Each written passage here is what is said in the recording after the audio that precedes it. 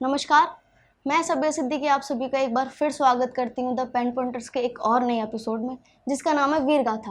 वीर गाथा एक ऐसी सीरीज़ है जिसमें हम आपको मिलाएंगे हमारे भारत के कुछ ऐसे वीरों से, कुछ ऐसे जाबाजों से जिनकी कामयाबी के बारे में तो आप सभी जानते होंगे, परंतु उनकी कामयाबी के पीछे का संघर्ष और उनकी निजी ज़िंदगी के बारे में शायद ही कोई जानता होगा। और ऐसे ही एक वीर हमारे बीच मौजूद हैं जिनका नाम है लेफ्टिनेंट जनरल संजय कुलकर्णी जी। जय हिंद सर। जय हिंद। सर, सबसे पहले मैं आपसे ये पूछना चाहूँगी, हम चाहेंगे कि आप अपने बारे में पहले कुछ बताएं हमें।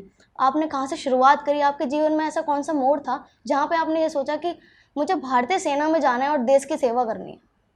सबसे पहले तो आपको आश्चर्य होगा कि मेरा जो शुरुआत जो मैं बोलता हूँ स्कूलिंग जिसे बोलते हैं, और जब से मुझे याद है मेरी शुरुआत हुई पाकिस्तान से। और पाकिस्तान में कराची में मैं एक कॉन्वेंट स्कूल में पढ़ा, और उस तकरीबन वहाँ पे मैं 1963 तक रहा। और उसके बाद हम लोग दिल्ली में आए, और फिर दिल्ली में तब से लेकर के आज तक, जब तक कि परिवार दिल्ली में रहा। मैं तो फ़ौज में था, तो पूरे भारत में और विश्व में घूमता रहा। लेकिन मेरी शुरुआत जो हुई, और जब दिल्ली में हम आए, तो स्कूल था बाल भारती एयर फोर्स स्कूल, जो लोधी रोड में है। जैसा सुना जी। मैंने। बिल्कुल।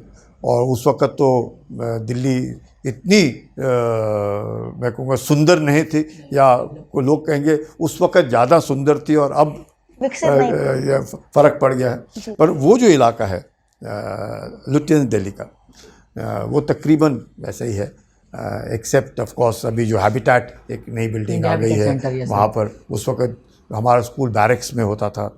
हम 5वीं कक्षा तक वहाँ पर पढ़ते थे, स्कूल बस में बच्चों के साथ जाना।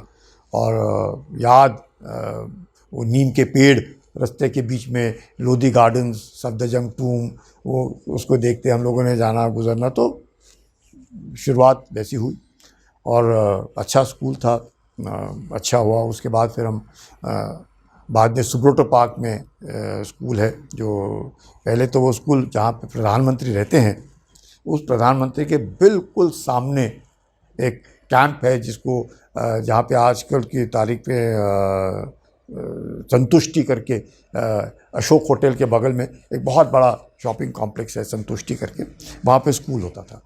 और प्रधानमंत्री का घर वहाँ से बिल्कुल सामने ही है, और उधर फिर शुरुआत की। और उसके बाद वो स्कूल शिफ्ट हुआ सुब्रोटो पार्क में, और वहाँ पर फिर हमारे स्कूल में बच्चे जो थे पूरे भारतवर्ष थे, वो सबसे बड़ी बात। हमने कभी सोचा नहीं हम कौन हैं, क्या हैं, कैसे हैं।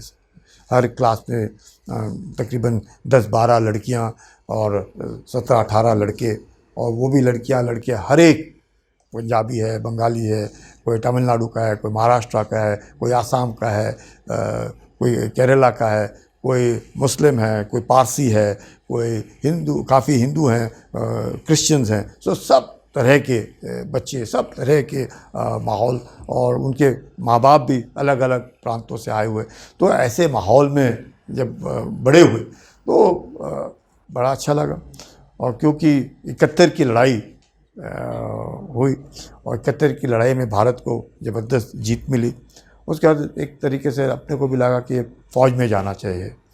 और उस वक़्त फिर हमने सोचा कि हम फ़ौज में जाएंगे। और क्योंकि माहौल भी, जैसे मैंने कहा, मैं बाल भारती एयर फोर्स स्कूल में पढ़ा, उसके बाद मैं air force school Subroto park में पढ़ा, तो माहौल जो बच्चे थे तकरीबन उसी माहौल के थे। और आजकल के जो विदेश मंत्री हैं जयशंकर जी, वो हमसे 2 बैच सीनियर थे स्कूल में, तो वो भी रहे। और उसके बाद फिर जब हमने सोचा फ़ौज में जाएंगे, तो फिर हम बाद में श्री राम कॉलेज में हमने पहले दाखिला लिया, और श्री राम कॉलेज में हम पढ़े, और 3 साल हम श्री राम कॉलेज में रहे। वहाँ पे भी अच्छे दोस्त बने, बहुत अच्छे अच्छे दोस्त बने। मतलब हम कह सकते हैं वो ऐसे दोस्त बने जो हिंदुस्तान में भी ऐसे मकाम पाए कि सब लोग आज भी याद रखते हैं। जैसे स्कूल से हमसे जो सीनियर थे, वो मैंने कहा आज विदेश मंत्री हैं। और उस वक्त जब मैं श्री राम में पढ़ा, हमसे फिर से थोड़े सीनियर थे, अरुण जेटली जी, वो काफ़ी पद पे पहुँचे और उनका नाम जो पूरे देश भर में हुआ। और बाकी दोस्त थे, वो कोई सुप्रीम कोर्ट में जज बने, कोई कहीं उन्हें बड़े बड़े किए, और मीडिया में रजत शर्मा, वो तो हमारे साथी हैं। तो इस तरह के लोगों के बीच और माहौल में जब हम लोग रहे, देखा, बातचीत की, दोस्ती बनी, तो फिर उसके बाद हम फौज में आए, एकदम अलग। श्री राम में अमूमन सब के सब या तो लॉ करने जाते हैं, या चार्टर्ड अकाउंटेंट बनते हैं, या फिर ऐसे इसमें जाते हैं। हम फौज में आ गए। जी सर, जैसे कि आपने बताया कि आपकी जो सोच थी सेना में आने की, वो स्कूल से ही आपके जहन में आ गई थी। तो सर मैं ये जानना चाहूँगी, आपने जब अपनी फैमिली में, जब अपने परिवार को बताया, तो उनका क्या कहना था इस पर? मैं कहूँगा कि मुझे कभी किसी ने रोका नहीं, किसी ने कुछ ये नहीं कहा, क्योंकि माहौल ही घर में एक फ़ौजी का समझ सकते हैं उस प्रकार का माहौल। और कभी भी किसी ने नहीं कहा कि फ़ौज में नहीं जाना है, और मैं अकेला ही लड़का हूँ। तो ये भी कि हाँ, तो ये कहना कि भाई एक ही लड़का है और फ़ौज में चला गया, और 71 की लड़ाई उतने में हुई थी, उसके बाद मैं तुरंत गया, और उसके बाद भी चंद एक साल भारत के अंदर माहौल शांति का था।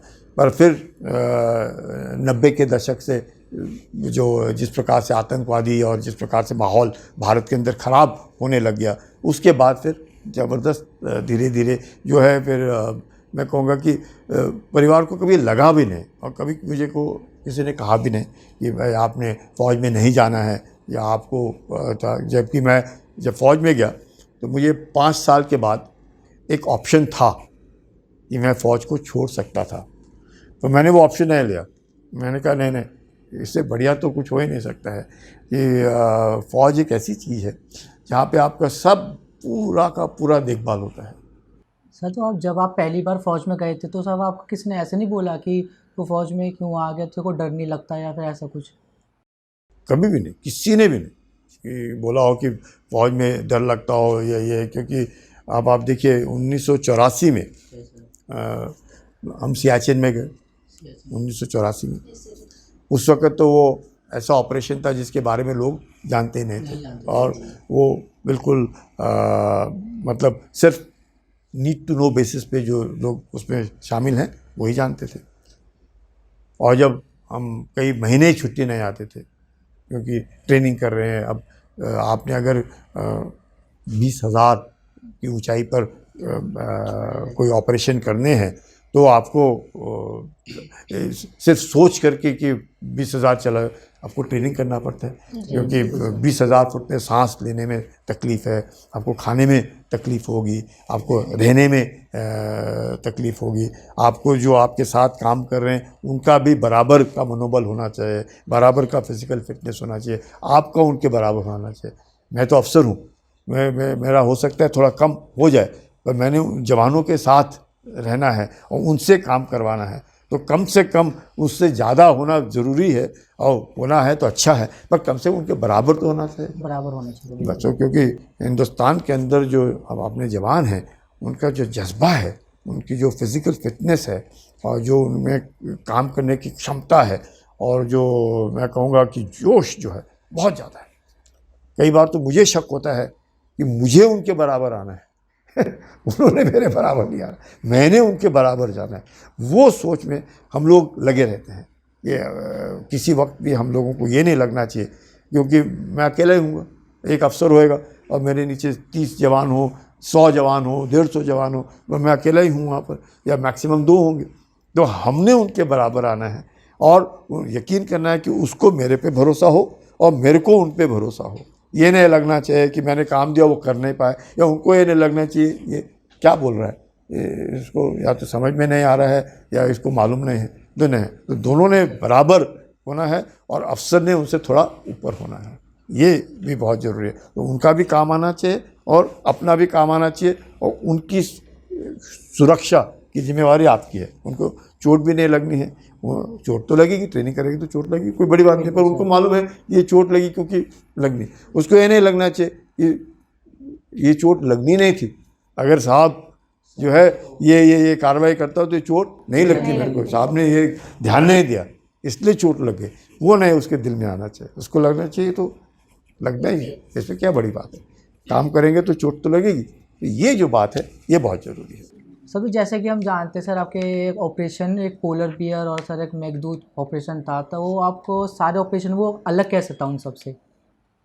ये जो ऑपरेशंस हैं, ये सियाचिन करके जी ग्लेशियर है, glacier, yes yes sir yes 76 kilometre लंबा, तकरीबन 5 से 8 किलोमीटर चौड़ा, काराकोरम रेंजेस में। और ऐसे इलाके, उस जो हाइट है वो तकरीबन, जो बेस कैंप है तकरीबन 12,000 से लेकर के 21,000 22,000 की ऊंचाई तक है।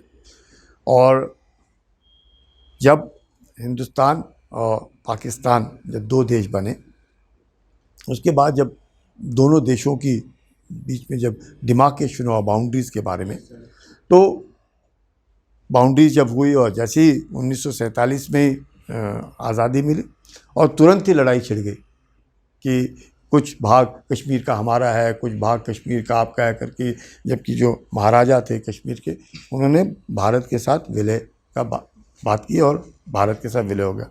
ये पाकिस्तान को मंजूर नहीं था, उनको लगा कि नहीं ये हमारा भाग है, महाराजा ऑफ कश्मीर ने भारत के साथ क्यों विलय कर दिया करके। तो जब 1947 में जब लड़ाई शुरू हुई, उस लड़ाई में कुछ एक भाग कश्मीर के पाकिस्तान ने रख लिए, जिसको आज की तारीख में हम पाक ऑक्यूपाइड कश्मीर कहते हैं। तो उस वक़्त चंद एक ऐसे इलाके थे जहाँ पे जाना बहुत कठिन था, और उन इलाकों के बारे में जो है बाद में बातचीत करेंगे करके तो कराची एग्रीमेंट हुआ, जिसमें एक पॉइंट था NJ 9842। तो जो पॉइंट होता है मतलब नक्शे के ऊपर कि NJ 9842 तक डिमार्केशन हुआ है, यहाँ पे भारत की फ़ौज रहेगी, वहाँ पाकिस्तान की फ़ौज रहेगी, जब तक इसके ऊपर बातचीत करके इसका मसला हल नहीं होता है। तो जब NJ 9842 पॉइंट था तो एग्रीमेंट में हुआ कि उसके उत्तर लाइन ज्वाइनिंग देन नॉर्थवर्ड्स, मतलब उत्तर तक वो सीधी जाएगी, और वो लाइन जा रही थी सोल्तोरो रेंज, वहाँ पे एक सोल्तोरो रेंजेस हैं और वो उस रेंज के साथ साथ जाएगी। और वो सोल्तोरो रेंज जो जाकर के आगे जाकर के देखते हैं तो एक बहुत दुनिया का, विश्व का नंबर 2 पीक, माउंट एवरेस्ट तो हाईएस्ट है, number 2 is K2 Karakoram 2, second highest peak in the world is Karakoram 2। So NJ 9842 से वो काराकोरम 2 पीक के लिए देन नॉर्थवर्ड्स। पाकिस्तान ने उसको क्या सीधा ज्वाइन किया काराकोरम पास। अब काराकोरम तो वो भी है और काराकोरम शब्द इस पे भी है, वो काराकोरम 2 है, ये काराकोरम पास है। तो उसने line join in NJ 9842 Karakoram pass से जोड़ दी, और जो NJ 9842 देन नॉर्थवर्ड तक K2 को, ये जो बीच का इलाका है NJ 9842 K2 और काराकोरम पास, ये बीच का जो इलाका, इसमें सियाचिन ग्लेशियर है। तो ये जो ग्लेशियर है, अगर इसके ऊपर हम लोगों का कब्ज़ा ना हो तो चीन और पाकिस्तान दोनों जुड़ जाते हैं, क्योंकि पाकिस्तान ने चीन को 1963 में शक्सगम घाटी करके जगह है जो सियाचिन से मिलती है, उस घाटी को पाकिस्तान ने चीन को तोहफा दे दिया कि ये आप रख लो। वो तकरीबन 5,000 स्क्वायर किलोमीटर का इलाका है, और वो शक्सगम घाटी सियाचिन ग्लेशियर से जुड़ती हुई फिर पाकिस्तान के ऑक्यूपाइड कश्मीर, जो गिलगित, स्कार्दू, ये जो नाम सुनने को आपको मिलते हैं, उनके साथ जाकर के जुड़ता है, जिसके बीच में से अब जा रहा है, जिसको हम लोग काराकोरम हाईवे बोलते हैं, जो पाकिस्तान चीन की मदद से बना रहा है, जो शक्सगम घाटी में खुंजरा पास है होते हुए सीधा आते हुए फिर वो जाकर के इंडियन ओशन में ग्वादार में जाकर के मिलता है।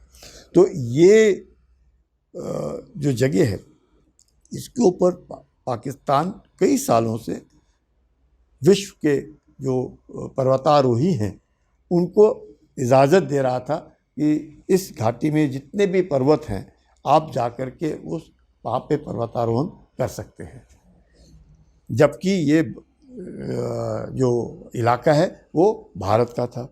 भारत को इस बात का पता चला कि ऐसे कैसे हो गया कि ये पाकिस्तान जो है इजाज़त दे रहा है और ये लोग विश्व में वहाँ क्यों जा रहे हैं इजाज़त लेने के लिए, क्योंकि अमेरिका ने किसी तरीके से पाकिस्तान के इस मंशे को पूरा करने के लिए या जैसे भी है वो जो लाइन ज्वाइनिंग है उसको बोलते हैं कार्टोग्राफिक एग्रेशन।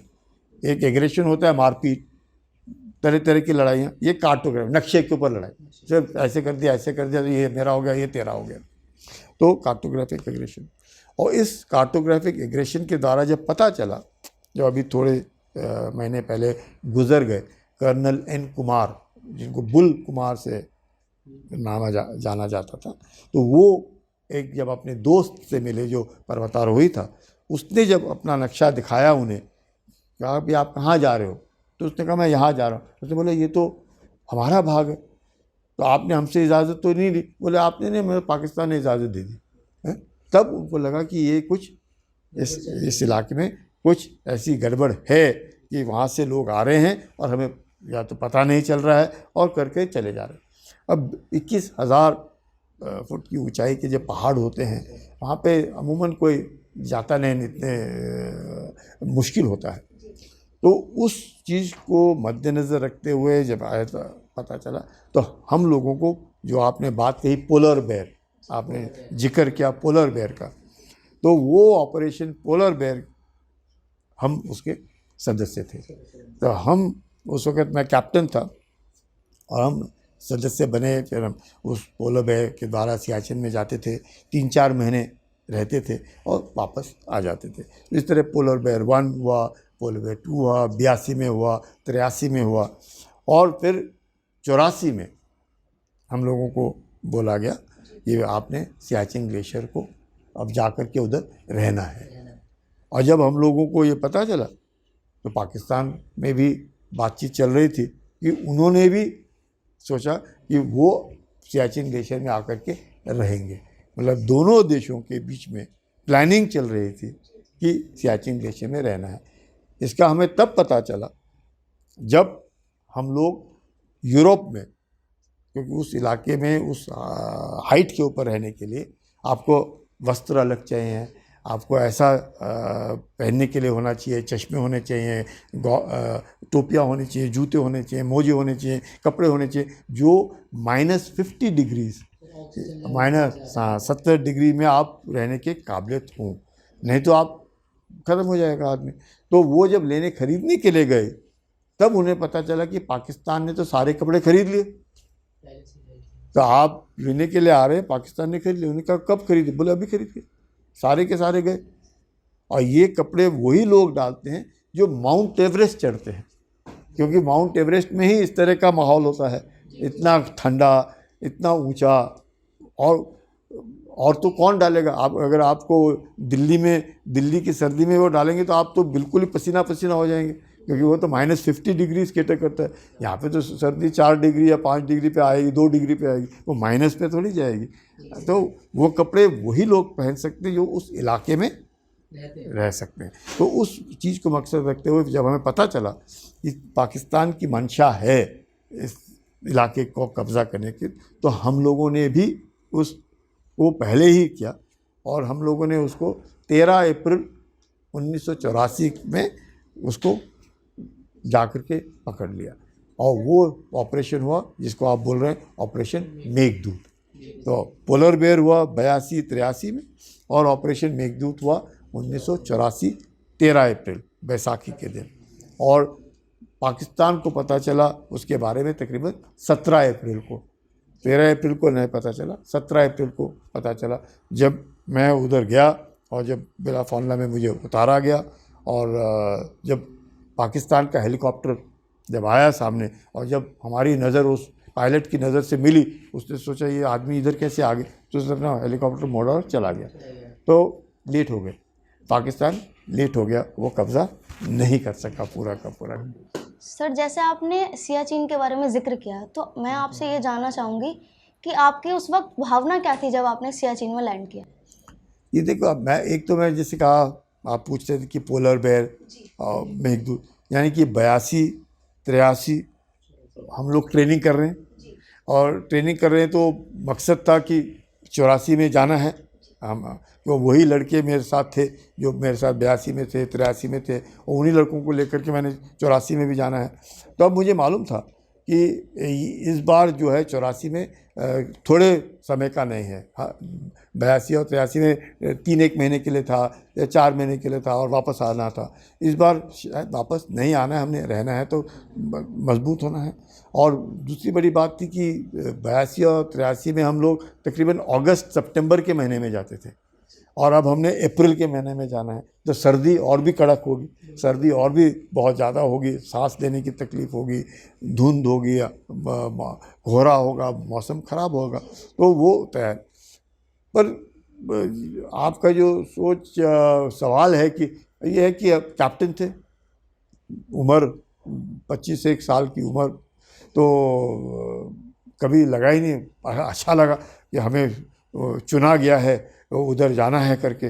और पहचान के लड़के अपने ही पलटन के लड़के हैं और कुछ दूसरे बटालियन के लड़के हैं, तो अच्छा लगा। मैं ये कहूँगा कि कभी मैंने ये नहीं सोचा कि मरेगा या क्या होएगा करके, कभी भी नहीं, क्योंकि वो दिमाग में आया ही नहीं कि, क्योंकि 82 में भी हम गए, कुछ नहीं हुआ हमें, 83 में भी हम गए, कुछ भी नहीं हुआ हमें तो 84 में क्या होना था, तो ये सोच करके हम गए। पर ये बहुत आपने सवाल जो पूछा ना, 82 और 83 में जो हम वर्दी, जो हम कपड़े डाल करके गए थे, और अब 84 में जो हम कपड़े डाल रहे थे, वो बहुत अंतर था। क्योंकि अगस्त सितंबर का जो महीना होता है, वो जैसे बोलते हैं कि अगर दिल्ली में आपको बहुत ज़्यादा गर्मी होगी तो आप शिमला चले जाते हैं, या आप कश्मीर घूम करके आ जाते हैं, तो वो जो मौसम है ग्लेशियर के ऊपर, अगस्त सितंबर का थोड़ा सा अच्छा मौसम होता है, बर्फ़ ही होती है पर मौसम थोड़ा अच्छा होता है। दिन में मौसम 20 डिग्री तक जाता है, 25 डिग्री तक जाता है, और रात को -10 तक आता है, तो 35 डिग्री का वेरिएशन हो गया। दिन में 20-25 चला गया, धूप में काफ़ी, और रात को -10 हो गया। फिर अप्रैल के महीने में वो -35, -40, और दिन में -2, -3 उतना ही रहते हैं। मतलब आप माइनस में ही आपको दिन में भी और रात को भी बिल्कुल, माइनस मतलब रेफ्रिजरेटर के अंदर ही डाल रखा हुआ होगा आपको, तो वो अलग है, तो उसके कपड़े अलग है। लेकिन कभी ये नहीं लगा। पर जैसे हम लोग गए 13 अप्रैल को, तो 1 घंटे के अंदर ही, इतना ट्रेन करने के बाद भी, हमारा जो मेरे साथ जो सियाचिन में गया वो बीमार हो गया 1 घंटे के अंदर। आप समझ सकते हैं कि उसको मेरा साथी जो था, उसको सांस लेने की तकलीफ़ हो गई। अब हम बार बार बोलते हैं वहाँ पे कि जब आप सांस लेते हैं, या आपको ये नहीं सोचना है कि मैं जवान हूँ तो मेरे को कुछ नहीं होता है, बुज़ुर्ग आदमी को होएगा। अमूमन बुज़ुर्ग आदमी को वहाँ पे कम होता है और जवानों को थोड़ा ज़्यादा होता है, क्योंकि वहाँ पे सांस लेना और आपके पाँव रखना वो बराबर होना चाहिए, सिंक्रोनाइज होना चाहिए। मतलब आप अगर तेज़ चलेंगे तो आपका सांस फूलेगा, सांस फूलेगा तो फिर आपको दिक्कत आने का खतरा है। तो आपका सांस लेना और आपका चलना वो सिंक्रोनाइज होना चाहिए म्यूज़िक के माफिक, इसलिए फिर आप कभी भी नहीं थकेंगे, आप चल पाएंगे। नहीं, अगर आप सोचेंगे 10 कदम मैंने फट फट फट करके दो, तो आप 10 कदम लेने के बाद थक जाएंगे और फिर बैठ जाएंगे, और फिर आपको तकलीफ़ होनी शुरू हो जाएगी। तो वो ध्यान देना पड़ता है। और एक बार बार हम लोग सबको कहते थे कि पेट में रोटी, हाथ में सोटी और चाल छोटी। अगर ये दिमाग में रखा जाए कि आपके पेट में खाना पक्का होना चाहिए, आप खाली पेट नहीं जा सकते, हाथ में कुछ आइसैक्स या कोई चीज़ होनी चाहिए जिससे कि आपका संतुलन जो है वो बना रहे, गिर ना जाओ आप, और चाल छोटी जिससे कि सांस की रफ्तार और आपके चलने की रफ्तार बराबर हो, तो आप थके ना। तो ये सोच, पर उतना बताने के बाद भी एक हमारा जो साथी था वो तो 1 घंटे में ही बीमार हो गया, और उसको फिर हमें नीचे लाना पड़ा। वहाँ पे रोग बोलते हाई ऑल्टीट्यूड पल्मोनरी ओडेमा, यानी हैपो बोलते, लंग्स जो होते हैं, फेफड़े होते हैं, उनमें पानी आ जाता है, और जब फेफड़ों में पानी आ जाता है फिर आदमी ज़्यादा दिन ज़िंदा नहीं रहता है, या ज़्यादा घंटे भी ज़िंदा नहीं रहता है। तो ये तो हो गया। और जैसे उसको हम नीचे लाए, मौसम बिल्कुल ख़राब, बहुत ज़्यादा ख़राब। मतलब हमने सोचा ही नहीं था कि हम गए और उसके बाद ऐसा इतना ख़राब मौसम कि जैसे आप नज़दीक बैठे इतना भी कोई नज़र नहीं आ रहा है। मतलब उसको बोलते हैं, तो वो क्या बोलते हैं, तूफ़ानी स्नो स्टॉर्म जिसे बोलते हैं ना, मतलब बिल्कुल बर्फ़ भी गिर रही है, तूफ़ान भी, मतलब जो हवा चल रही है वो 100 किलोमीटर की रफ्तार से चल रही है। आपके तंबू शंबू, कुछ आदमी कुछ नज़र ही नहीं आ रहा है। आप अपने आप को, मेरे जैसे हल्के फुल्के आदमी तो ऐसे उड़ जाएंगे फुस करके। तो बिल्कुल पकड़ करके हमने सोचा ही नहीं ये क्या हो गया करके। और इस तरह का मौसम रहा तकरीबन 3-4 दिन लगातार। उसमें हमारा एक और साथी मर गया। आप समझ सकते हैं कि एक तो 1 घंटे में गया और दूसरे 2 दिन में हमारा एक और साथी मर गया। तो उसको भी हमने संभालना है, उसको नीचे भेजना है, हम लोगों ने रखना है, हम अकेले हैं उधर। तो ये जो माहौल है इसमें यकीन करना कि किसी का मनोबल गिरना नहीं चाहिए और हमारा जो मकसद है वो हल होना चाहिए और पाकिस्तान किसी भी तरीके से हमारे नज़दीक नहीं आना चाहिए। ये सब को देखते हुए ऐसे माहौल में, और उम्र हम लोगों की 25 साल, तो सब जवान ही हैं हम लोग, सबके सब जवानों की भी उम्र उतनी, हमारी भी उम्र उतनी, तो सब एक जैसे ही हैं। तो सब ने साथ में रहना, सब ने साथ में खाना पीना, यकीन करना कि किसी का मनोबल ना गिरे। और ऐसे माहौल में जबकि मौसम वाकई बहुत ही ख़राब है, आप बोल भी नहीं सक रहे, आप खाना भी नहीं खा सक रहे, आप पानी भी नहीं पी सक रहे, आपको सर दर्द हो रहा है, आपको कुछ नज़र नहीं आ रहा है, आप किसी को हाथ लगाएंगे तो आपका मांस निकल जाता है। तो ऐसे माहौल में इन सब को संभाल करके अपने साथ रखना और उनका मनोबल भी ऊंचा रखना और यकीन करना कि कुछ नहीं होना चाहिए, थोड़ा सा चैलेंजिंग होता है। और सब ने लगना चाहिए कि कोई बात नहीं, ख़राब मौसम है, खाने को नहीं दिक्कत आ रही है, तकलीफ़ हो रही है, तब भी हम डट के रहेंगे, हम छोड़ेंगे नहीं। हमारे पास पीछे बैकअप है कि अगर कुछ हो गया हेलीकॉप्टर आएगा, मदद करेगा। पर ऐसे माहौल में हेलीकॉप्टर भी नहीं आएगा, कोई भी नहीं आएगा। तो हम लोगों ने अपने आप को सेल्फ मोटिवेट जिसे बोलते हैं, बहुत ज़रूरी है। बातचीत करते रहना सबके साथ, सबके मिलते रहना। एक तंबू में 2 लड़के, हम 30, मतलब 15 तंबू लगे हुए हैं और 2, एक में 2 ही रह सकते, बड़ी मुश्किल से 2 घुस करके रह सकते, छोटे छोटे तंबू उधर रखने। तो सबके तंबू में जा कर के बातचीत करना, अंदर तो जा नहीं सकते तो बाहर से ही बातचीत करना। बर्फ़ गिर रही है, कुछ नहीं है, उसको बोलना है अंदर से ऐसे मार जिससे कि तेरे जो बर्फ़ में तू धंस ना जा। जी। तो सब ने अपने टाइम से जगना भी है, कोई तो ड्यूटी देगा तभी तो, नहीं तो इतनी बर्फ़ गिर रही है 8-8, 10-10 फुट, हम तो सारे के सारे बर्फ़ में धंस जाएंगे। अगर सोते रह गए तो सोते ही रह जाएंगे। तो सब ने ड्यूटी भी देनी है, यकीन भी करना है कि सबके तंबू के ऊपर से बर्फ़ बाहर निकले और जो बंदे हैं वो भी ज़िंदा हैं या गुज़र गए, उनसे बातचीत भी करते रहना है। तो ये सब पर मुझे लगता है हम लोगों की जो ट्रेनिंग होती है ना, वो इतने आले दर्जे की होती है। और जो जवान हैं उनका जज्बा काबिल तारीफ़। और फ़ौज में रह करके आप जिस तरीके से कई तरह के लोगों के साथ आप इंटरेक्ट करते हैं, अपने ही नहीं, भारतीय नहीं, बाहर के भी, बाहर के कितने देशों के लोग हमारे यहाँ पे आके ट्रेनिंग करते हैं, उनसे आपके बातचीत होती है, पता चलता है वो उनका जज्बा कैसा है, उनका ट्रेनिंग स्टैंडर्ड कैसा है, वो क्या सोचते हैं हमारे बारे में, हम क्या सोचते हैं उनके बारे में।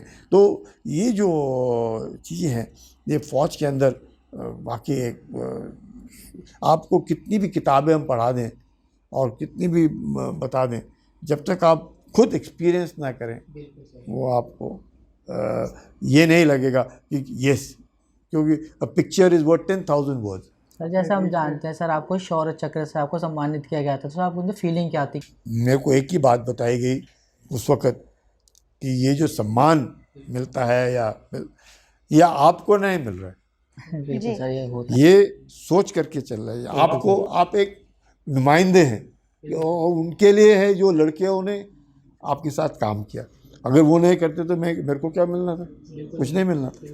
तो मैंने कभी नहीं ज़िंदगी में सोचा कि ये मुझे मिला है और मैंने गर्व करना है कि नहीं, बल्कि मेरे पे जिम्मेवारी ज़्यादा हो गई कि मैंने शौर्य चक्र तो मिल गया, अब इसके कर्तव्य पूरे करने हैं। अब मेरे को यकीन करना है कि किसी ये नहीं बोलना चाहिए इसको तो ऐसे ही मिल गया, चलो प्लानिंग था, है ना, उनके साथ था मेरा, चलो कोई बात नहीं। लेकिन ये सोच करके कि मैं इसका हकदार हूँ और मैंने कमाया है, मैं कभी नहीं सोचा।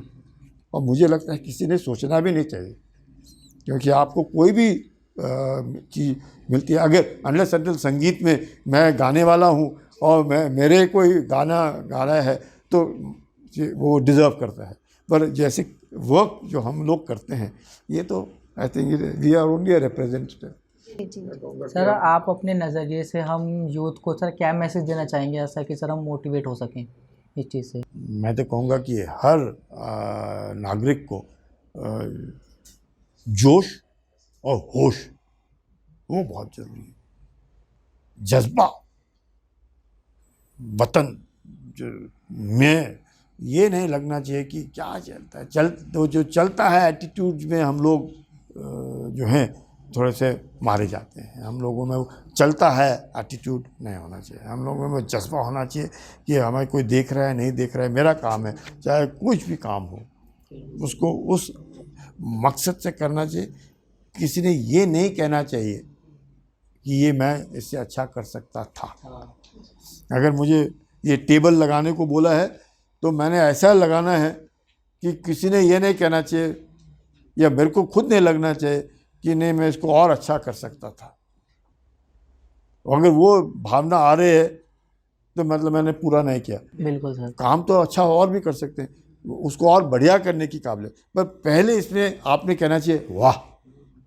जब आपके मुंह से जब वो शब्द आ गया या, तो आप समझ जाओ कि अब मैं उस लेवल पे आ गया हूँ, कर सकता हूँ, अब इसको मैंने और सुधारना है।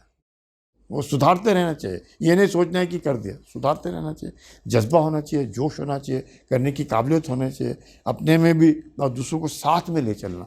जो बार बार प्रधानमंत्री भी बोलते रहते हैं, सबका साथ, सबका विश्वास, सबका, बहुत ज़रूरी है। ये ज़िंदगी का मेन असूल है। अगर आपके साथ लोग नहीं हैं, आप चाहे आप दफ्तर में हैं, आपके नीचे 2 बाबू हैं या एक रनर है, वो भी अगर आपके साथ नहीं है तो भी मुश्किल है, वो भी आपके साथ होना चाहिए। अगर आप उसको मालूम है कि साहब को चाय 10 बजे पसंद है और ज़्यादा मीठी पसंद नहीं है, और वो आपको ठीक टाइम पर चाय और ठीक टाइम पर देता है, तो आपका जो काम करने का मेहनत करने का ऑटोमेटिकली, नहीं तो कोई आपको मीठी चाय एकदम ला करके देता है, आपको लगे यार क्या कर दिया, वो मूड ख़राब हो गया।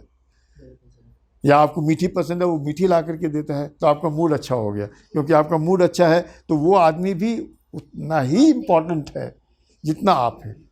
उसको भी उतना ही अच्छा लगना चाहिए आपकी सेवा करने के लिए, और आपको भी उतना ही अच्छा लगना चाहिए उसकी देखभाल करने के लिए। मतलब दूसरों को, मतलब हमें ऊंचा नहीं सोचना चाहिए कि हम उनसे बड़े हैं या फिर ना, कोई बड़ा नहीं कोई छोटा, सब ने जो काम दिया है वो काम वो अपना तरीके से काम कर रहा है, आप अपना काम कर रहे हैं, वो अपना काम कर रहा है, तो दोनों को लगना चाहिए कि वो एक दूसरे के लिए, फिर जो माहौल बनेगा वो बहुत अच्छा बनेगा। अगर हिडन एजेंडा होगा कि नहीं नहीं नहीं ये गाली देता है, बात नहीं ठीक करता है, क्या समझता है, तो मज़ा नहीं आएगा। पर अगर आप साथ में हैं, आप देखिए बड़े बड़े लोग जो हैं, गराजेज में से इन्होंने शुरुआत की है, इतने इतने स्टार्टअप्स, अमेज़ॉन ले लो, आप आपके बाकी जितने माइक्रोसॉफ्ट ले लो, छोटे छोटे गराज में काम करने के लोग हैं।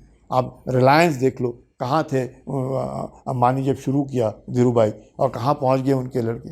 जब तक आप में वो जज्बा नहीं होएगा कि मैंने करना है, करके दिखलाना है, और ऊपर नहीं नीचे नहीं, आप टाटा से बात कीजिए, कभी नहीं सोचते कि मेरा इतना बड़ा एम्पायर है, कभी नहीं। तो ये जो है सब को कुछ ना कुछ करने का, कहते हैं ना, इसमें मुझे उसकी आती है, वो अपना बच्चन, हरिवंश राय बच्चन की जो कविता कहते हैं ना कि कोशिश करने वालों की कभी हार नहीं होती। कहते हैं ना, नन्ही चींटी जब दाना लेकर चलती है, चढ़ती दीवारों पर 100 बार फिसलती है। बिल्कुल, है ना। तो ये बहुत ज़रूरी है कि हम लोगों का जो जज्बा है वो अच्छा होना चाहिए, और मन से काम, अगर आपको ज़बरदस्ती काम करने को बोलेंगे तो आपका मन नहीं आएगा, पर अगर आपको वो काम आदी हो गया, हैबिट बोलते हैं ना, हैबिट में बोलते हैं HABIT, if you remove H, a bit still remains, if you remove A, bit still remains, if you remove B, it still remains। तो हैबिट जो होती है ना, आप में काम करने का जो है वो आप में it should be inculcated in you. ये मैं तो अपने आप करता हूँ, मैं काम करता हूँ तो किसी को भी लगना चाहिए भाई इसको काम दे दो, ये करेगा और अच्छा करेगा। जब आप उस ये लगना चाहिए सबको कि काम दिया है तो काम और करेगा, ये मतलब आपको अड़ंगे नहीं डालेगा। सीखना कभी बंद नहीं होना चाहिए। या जिस दिन आदमी ने सोचा ये कि सब कुछ आता है, मेरे को सब कुछ आता है, मैं को सब जानता हूँ ना, मैं भी नहीं कह सकता कि मैं सियाचिन में गया, मैं सियाचिन के बारे में, अब जो सियाचिन में वातावरण है वो अलग होएगा। बिल्कुल सर, आपके जवान जो होंगे मेरे से बहुत 10 गुना ज़्यादा अच्छे होंगे। बिल्कुल बिल्कुल। तो ये सोचना कि मैं ही हूँ और मैं सब जानता हूँ, बिल्कुल गलत। आपका वक्त था, आपने किया, हट गए। दूसरे का वक्त है, वो करेगा। अगर वो आपसे कुछ पूछता है तो उसको ठीक उसको एडवाइस देना है, बिल्कुल सर। दखलंदाजी नहीं देनी। अगर कोई पूछता है एडवाइस दे सकते हैं, दखलंदाजी नहीं। जी सर, बहुत बहुत शुक्रिया सर आपका हमारे साथ अपने किस्से साझा करने के लिए और अपना कीमती वक्त हमें देने के लिए। बहुत कुछ सीखने को मिला सर आज आपसे हमें। Thank you.